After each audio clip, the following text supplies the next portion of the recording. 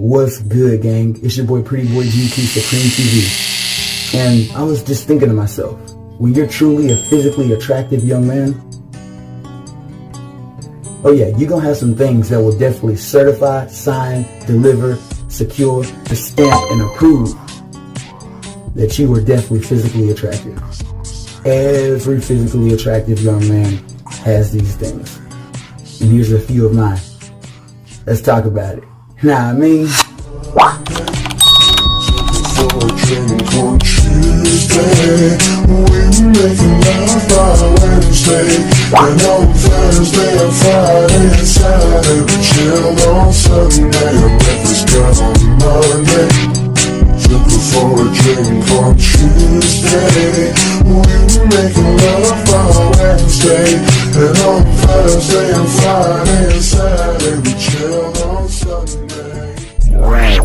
what's good, my beautiful YouTube family? It's your boy P.B.G.Q Supreme TV, guys. And in today's topic, we're going to make it a little bit personal. Today, we're going to be talking about 5 crazy things that I have experienced in my lifetime. True story. All of it. 100%. Stamp it. That I've experienced that certifies my physical attractiveness, right? Also, this is just the appetizer. We're going to have the main course video here. Should be dropping here in a couple days. Right here. So stay tuned for that, right? Should be dropping here in a couple days. But today we're going to get a little personal, right? So we're going to take a dive into my personal life and things that I personally experienced that certified that I was physically attractive. No keezy, right? Every one of these things, all 5 of these things, stamped and approved from my mouth to God's ears, happened, right? So, I'm curious, guys. Remember, always share, comment, like, subscribe. Drop your comments down below, guys. I love to hear y'all's experiences, but these are mine, all right? So, here we go. Starting off with number 1, true story.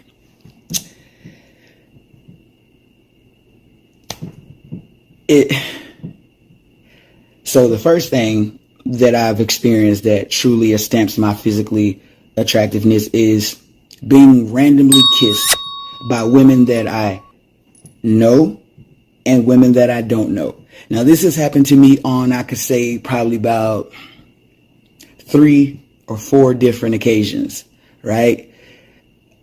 I was at a party once, got kissed by a girl I didn't even know.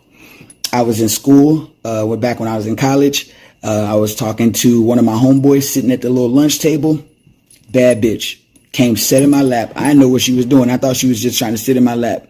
Tilt my head back, baptized me with a kiss.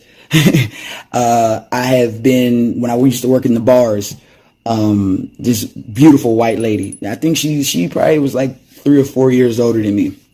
I was drunk. I was out of there. This is back in my drinking days. Same thing like homegirl in college. Sat in my lap, looked at my homeboy, and she said, "This is my baby." Kissed me. Right then and there. And the thing about it is, I knew of her, but we didn't really talk like that. You know what I'm saying? It was unexpected to me, right? Another thing. Beautiful chick. India. I'm not going to drop the last name because I'm not going to have y'all all on her shit, right? But beautiful. I mean, drop dead gorgeous. Beautiful black girl, right? I was kicking it, me and my partner and her. We went out, played pool, did some other shit, went bowling, did all of that. It was just 3, right? And I ended up getting fucked up. Yeah, this was back in my heyday when I would get drunk and fucked up, right? I was fucked up, passed out in the back, and I was kind of slumped, you know what I'm saying? And we were going to Jack in the Box or whatever to get some food. And she's sitting in the passenger seat, my homeboy driving, I'm in the back seat slumped. You know what I'm saying? She looked back and was like, "Ooh, he just hitting that hoe." Da, da, da, da. And in my mind, I'm not knowing what the fuck you talking about because I'm out of there. And she was just like, "Damn, you so fine." Da, da, da, da, da. Crawled from the passenger seat, leaned back, and all I knew was, kissed me right on the lips. And she's bad, bro. Like, from my mouth to God's ears, she's a 9. All of these girls that I have experienced this with has been 8s and above, right? And it's probably a couple more times that I don't even remember, but those are the things that I remember right now. So the first one is me just randomly being kissed. See, women won't just randomly come up and talk to you. Nevertheless, look at you. Nevertheless, kiss you, put their lips on your lips without them having some type of physical attractiveness to you, right? Or physical attraction to you, right? And another thing, these ain't just regular, these is bad women, bro. Bad women, like bad. Like if I put them in any one of y'all gonna try to shoot y'all shot. You know what I'm saying? And depends on how you look, you might bag them. But that ain't none of my business, right? So that's number one. Getting random kissed, that shit is fire. Ain't gonna cap it, right? So moving on. Number two. So back in my male modeling days, right? And my acting days. Yes, I was a signed actor and I was a signed model. Yes, to an agency. I was represented. I actually had a mother agency, meaning that person, I couldn't do any work outside of them without, consulting with them before I try to do anything else, right? I was signed, right? Had a couple paid gigs and shit like that. I was going to school and stuff, working and stuff like that. So I end up not doing much work and I end up just bullshitting around or whatever. But my goal is to get back in contact with my agent eventually, right? But that's future things. What was happening in the present at that time was at the school I was attending to, we had to go take professional photos, like headshots, right? You know what I'm saying? So it's about from this cut up and you take shots of just different looks and shit like that, right? Now this was more for the acting thing, right? So I had spent like, bro, Tyler Mason, that motherfucker was expensive, bro. Like it was like $300-$400, bro, for the headshots, but they was fire. And we was taking pictures and downtown up in like Lost and shit. And we was high. Like we were so high, bro, the wind, you could feel the wind. It's like we was on a mountain. It was cold up there, chilly.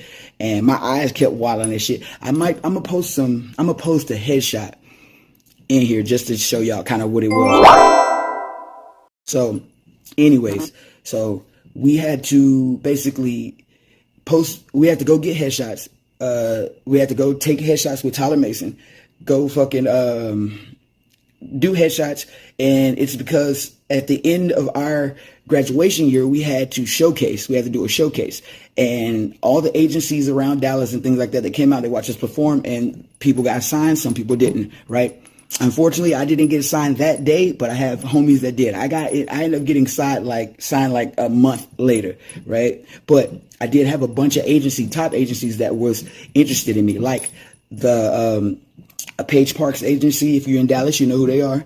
I had the Campbell agency. They were interested in me as well. If you're in Dallas, you know who they are. Kim Dawson. I went to KD College. So if you're in Dallas, you know where that's at. I had a couple agents from Kim Dawson that was interested in me too. I just had to get my resume up, I was kind of new to this whole thing, right? So my resume wasn't compared to the motherfuckers that's out there getting it. You know what I'm saying? I was new bird to the shit. You know what I'm saying? So that's what they really wanted. So I ended up getting picked up by so football, right? You got D1s, D2s, D3s, you got D1 AA, you got all that shit, right? So I ended up getting signed to like a D2, you know what I'm saying, type agency type shit. You know what I'm saying? It was G2 Management. My agent, her name is Liz Garrett, South African lady, but she's white. She has a British accent. I don't understand that to today, but she ended up picking me up, ended up signing me. I ended up also getting scouted by Elite, which is a big modeling agency. They came out. I showcased for her and her agency. They wanted to sign me. She declined it because of my resume, right? She has 40 plus years in the game. You know what I'm saying? At the time, I was like 21, 20 years old. I was kind of upset about it, but now that I'm 32, I understand. I would have been broke as hell back here with nothing but stories to talk about, right? Right? So, besides the point. So, long story short, going to that school, we had to take headshots with Tyler Mason, right? So, we did that, right? So, the next day, everybody, came to school. with they booklet, they headshot booklet with all their headshots and shit like that. Nigga done spent $300 on that shit, $300+ on that shit, right? Now, when I walked into the classroom, I didn't even get a chance to bust my shit out. As soon as I opened my book from my mouth to God's ears, all the girls in the class ran over and started taking my pictures out. I want this one, I want this one, I want this one, I want this one, and taking it for their own personal use. And I was like, God damn, y'all took some of the best ones I took. You know what I'm saying? It's what it is. But that shit right there lets you know that you're physically attractive because, nigga, why? Nobody else got that shit. Nobody else did that. Everybody else showed their shit, and they was just looking through emoji. This is nice. This is nice. When I put my shit out, motherfuckers start taking that bitch for their own fucking personal use. I don't know what it is. I wonder if some of them actually still have them hoes today, because I'm gonna need them back, homegirl. You know what I'm saying? But that's another way that I knew that my physically attractiveness was stamped, right? Moving on to 3, right? And I'm looking over here, guys, because I got it written down. Like I said, I can go off the dome with it, but it ain't going to be as organized if I have it written down. You know what I'm saying? So you write down your goals. You can forget them shits. You know what you want to do, but you fit them shits. You won't focus on them. Them hoes will slip out your head, right? So here we go. Number 3. The number 3 way that certified and stamped and approved my physical attractive was my ex-girlfriend, right? I dated her like 2 years ago. Bad Latina bitch. Bad Latina woman. Excuse my French. Bad to the bone. Latina. Fine. You know what I'm saying? She was working at CVS at the time. And it was right across the spot from our Budget Suites. We lived at Budget Suites. If you from the struggle, you know what Budget Suites is. You know, it's an extended stay. And our backyard was basically like her CVS. So I would go up there and like kick it with her and stuff like that. So get this, right? So I go up there one day to go buy some shit for the crib or whatever, because it already come refurbished and everything like that. You don't have to get couches, beds, all that shit come in there. You know what I'm saying? So I was just going to get some light work. You know what I'm saying? Like this shit, stuff to clean up the house. You know what I'm saying? Tell me why, in the mix of going to do that, I end up fucking her on the clock in the unisex bathroom on the clock, bro. Now, some of y'all ain't experienced that, never. And at the time, I didn't either. And bro, like I said, she about an 8. She about an 8, little short, little Latina. You know what I'm saying? And man, on the clock, she let me smash her in the unisex bathroom. Yeah. And we was gone for probably like 15, 20 minutes. But that right then and there, just definitely, I knew that I was that guy when it comes to physically attractiveness, because she could have got fired. I could have got seriously in trouble. We didn't give no fucks. When a woman is able to risk it all for you, you physically attractive. And that's the motto of this whole story, right? So that's stamped and approved that, right? Moving on. Number 4. And this was kind of crazy, right? All right, so long story short, right? So my partner was good friends with my ex-girlfriend's stepdad. And he ended up letting my homeboy live with him or whatever. My ex-girlfriend at the time, again, badass white girl, Jordan, fine in a bitch. She used to live there back like when we were in high school and shit. So this is after the fact, you know what I'm saying? We grown and everything like that. I'm about 19, 20. I'm not grown, but we're not in school no more. You know what I'm saying? She moved to Arkansas with her sister and shit. You know what I'm saying? So my partner lived with her stepdad, you know, and they gamers and shit. So they playing the game and shit. So I would come over there to get on the game too, play Call of Duty and shit like that. Well, at the time I was dating this, I really want to drop some of these girls that I was talking to, so y'all know it ain't no cap in my rap. When I say bad, bro, I say bad, bro.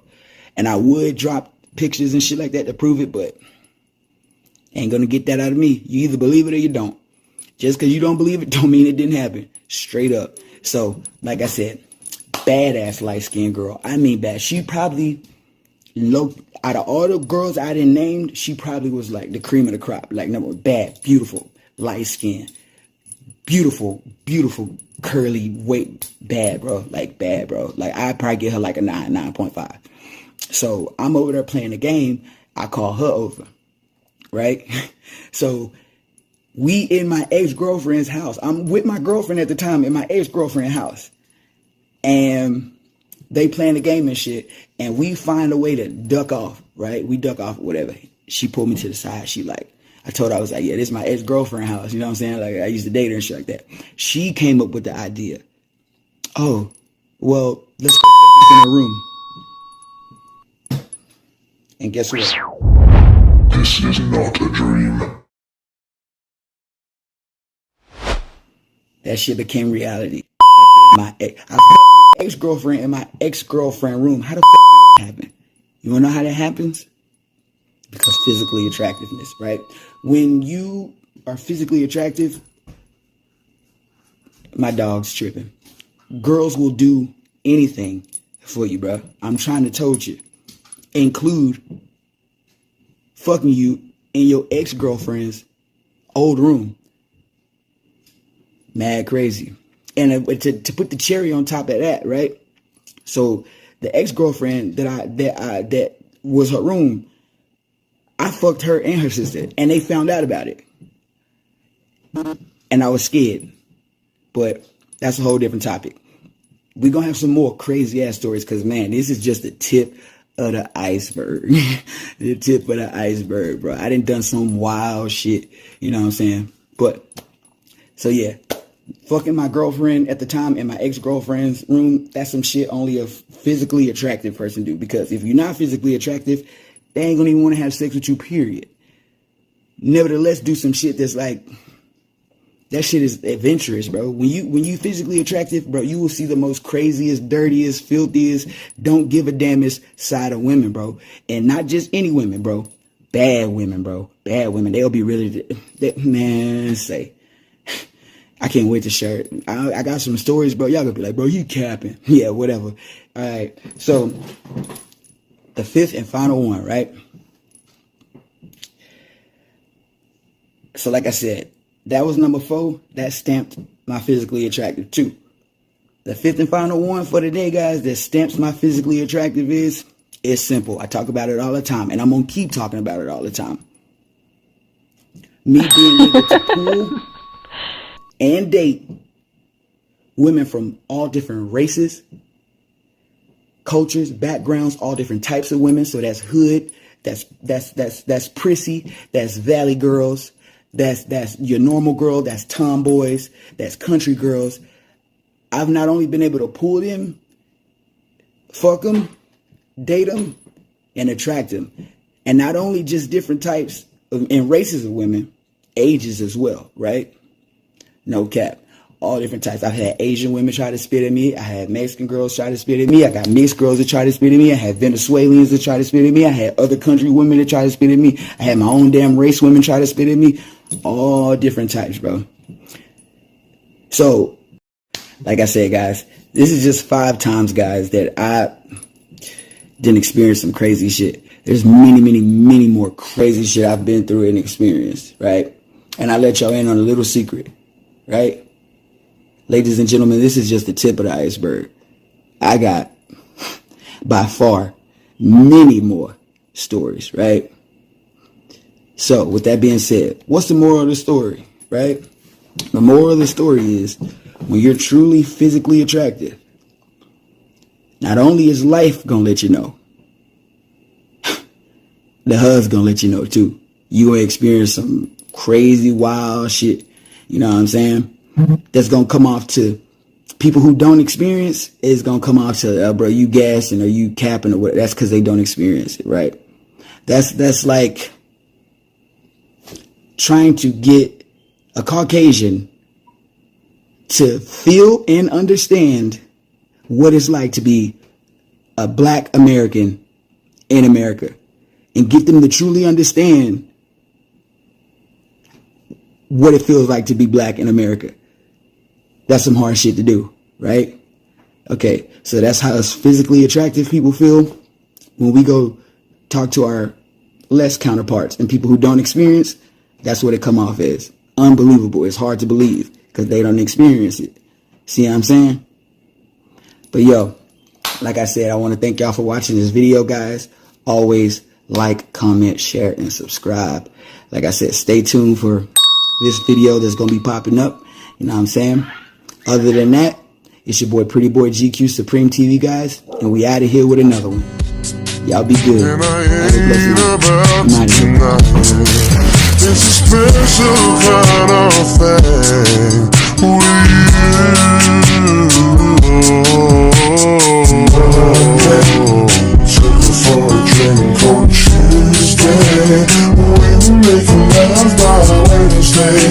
And on Thursday and Friday and Saturday, chilled on Sunday. Breakfast done on Monday. Took her for a drink on Tuesday.